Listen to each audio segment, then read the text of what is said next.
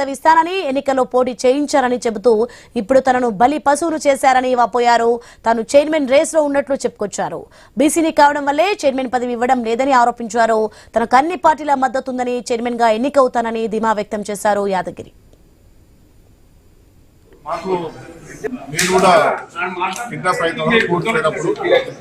నేను కూడా chairman race లో ఉన్నా.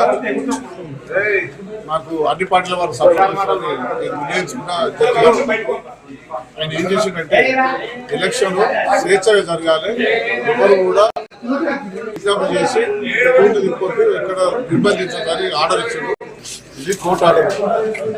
అయితే గత 2 నెలల సార్లు మీరు చూస్తుంది, మన 7 తారీఖు అది తర్వాత 17 తారీఖు తర్వాత ఎలక్షన్ అయిపోయింది.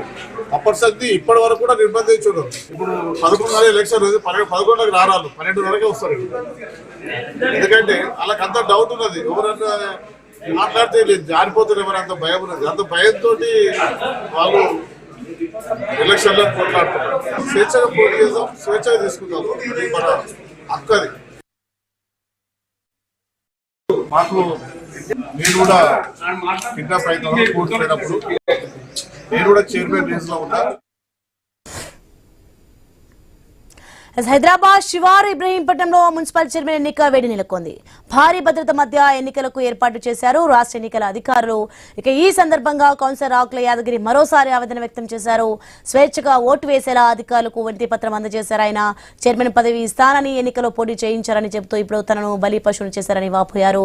రెడ్డికి ఇదే అంశానికి సంబంధించి మరింత సమాచారం మా ప్రతినిధి ఏవై స్వామి అందిస్తారు ఫోన్ లైన్ లో. స్వామి, ఇబ్రహీంపట్నంలో మున్సిపల్ చైర్మన్ ఎన్నికల వేడి ఎలా జరుగుతుందో చూస్తున్నాం. అలాగే మరోసారి ఆవేదన వ్యక్తం చేశారు కౌన్సిలర్ యాదగిరి. ప్రెజెంట్ సిచ్యువేషన్ ఏంటి అక్కడ? Soni, Ibrahimpatnam municipal chairman vice chairman ఎన్నిక సందర్భంగా ఈ రోజు భారీ బందోబస్తు అయితే ఏర్పాటు చేశారు. గత ఫిబ్రవరి 16వ తేదీ జరిగినటువంటి ఎలక్షన్స్ వాయిదా పడడంతో కూడా హైకోర్టులో అప్పుడున్నటువంటి ఆకుల యాదగిరి మిస్సింగ్ అని చెప్పేసి కుటుంబ సభ్యులు ఇచ్చినటువంటి ఫిర్యాదు మేరకు ఏబిఎస్ కార్పస్ వారెంట్ ఇవ్వడంతో కూడా వైపు హైకోర్టులో వాదనలు జరిగాయి. 17వ తేదీ ఆకుల యాదగిరి కోర్టుకు హాజరయ్యి తన వివరణ ఇచ్చుకున్నారు. ఈ రోజు రాష్ట్ర ఎలక్షన్ కమిషన్ సర్క్యులర్ మేరకు ఈ రోజు తెలంగాణ వ్యాప్తంగా Kethampalli, Khanapur, Ibrahimpatnam 3 municipal chairman vice chairman election నిర్వహిస్తున్నారు. ఇబ్రహీంపట్నం సంబంధించినటువంటి ఎన్నిక అనేది కూడా కొంత ఉత్కంఠభరితంగా సాగుతుంది. కొద్దిసేపటి క్రితమే కౌన్సిలర్లు అందరూ కూడా ఇబ్రహీంపట్నం మున్సిపల్ కార్యాలయానికి చేరుకున్నారు. దీంతో అక్కడ ఈ మొన్నటి వరకు తనకు సంబంధించినటువంటి ఎలక్షన్ సంబంధించిన విషయంలో తనకు చైర్మన్ పదవి ఇస్తానని చెప్పేసి అతి చూపాలని చెప్పేసి ఆకుల యాదగిరి ఆవేదన వ్యక్తం చేశారు. ఇబ్రహీంపట్నం మున్సిపల్ కౌన్సిలర్ అందరూ కూడా స్వేచ్ఛగా ఓటు వేసుకునేందుకు అధికారులు అవకాశం ఇవ్వాలని చెప్పేసి వారికి ఒక మెమోరాండం అయితే సమర్పించారు. ఆ తర్వాత తనకు ఎన్నికలలో చైర్మన్ గా అవకాశం ఇస్తామని చెప్పేసి తనను బలిపశువులు చేశారని చెప్పేసి కూడా ఆవేదన వ్యక్తం చేశారు. చైర్మన్ రేస్ లో ఉన్నప్పుడు కూడా తనకు అందరి మద్దతు ఉంది, తనకు అవకాశం ఇవ్వాలని చెప్పేసి కోరుతానని చెప్పేసి కూడా వైపు ఆకుల యాదగిరి అంటున్నారు. మరోవైపు ఇప్పటికే ఇండిపెండెంట్ ఉన్నటువంటి మురళి మిస్సింగ్ అంటూ మరోవైపు కుటుంబ సభ్యులు ఎలక్షన్ కమిషన్ కి ఫిర్యాదు చేశారు.